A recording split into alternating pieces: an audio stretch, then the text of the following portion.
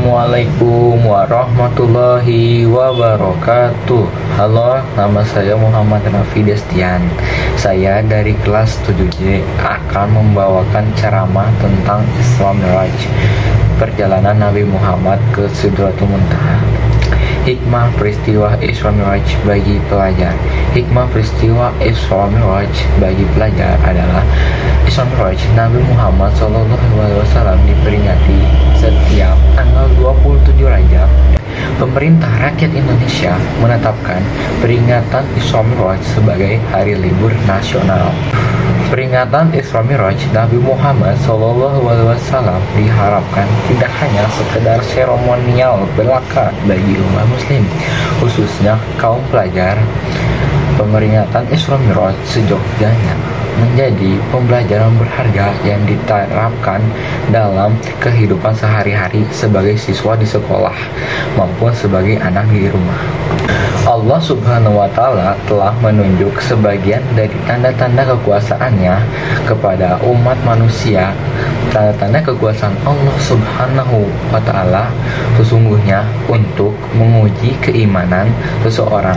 Salah satu peristiwa luar biasa yang ditunjukkan Allah Subhanahu wa Ta'ala yang menjadi tanda kekuasaannya adalah Isra Mi'raj Nabi Muhammad SAW.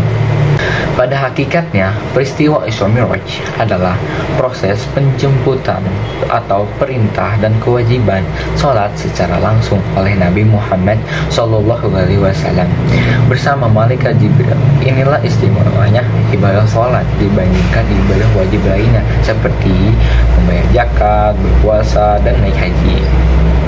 Kekuasaan Allah Subhanahu wa Ta'ala dalam proses penjemputan perintah sholat terlihat dengan terjadinya perjalanan Nabi Muhammad SAW dari Masjidil Haram ke Masjidil Aqsa atau Isra, kemudian dilanjutkan dengan naiknya Nabi Muhammad SAW dari Masjidil Aqsa ke Sidratul Muntaha.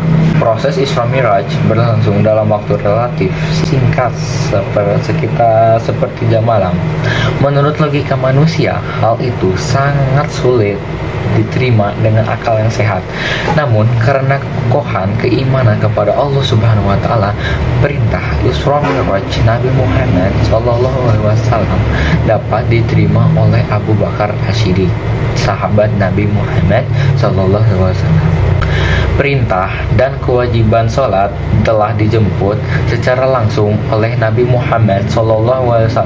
Setiap umat Islam wajib untuk mendirikan sholat 5 waktu sehari dalam semalam.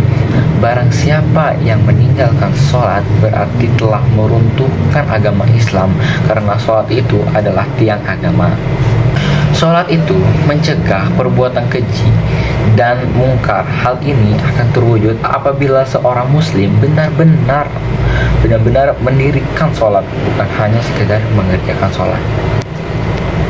Mendirikan sholat mengikut sertakan jasmani dalam gerakan sholat sesuai syarat dan rukun sholat. Selain jasmani, mendirikan sholat berarti melibatkan pikiran dan hati menghadap Allah Subhanahu wa Ta'ala secara ikhlas dan khusyuk. Nah, bagaimana pelajar muslim mendirikan sholat? Berarti menciptakan komunikasi dengan Allah Subhanahu wa Ta'ala serta memohon dalam doa agar dapat belajar dengan baik sehingga prestasi belajar dapat diraih secara optimal. Sekian dari saya, Muhammad Rafi Destian dari kelas 7 atas ceramah ini. Semoga ceramah ini bisa kalian pelajari dalam kehidupan sehari-hari, baik di sekolah maupun di rumah. Sekian dari saya. Wassalamualaikum warahmatullahi wabarakatuh.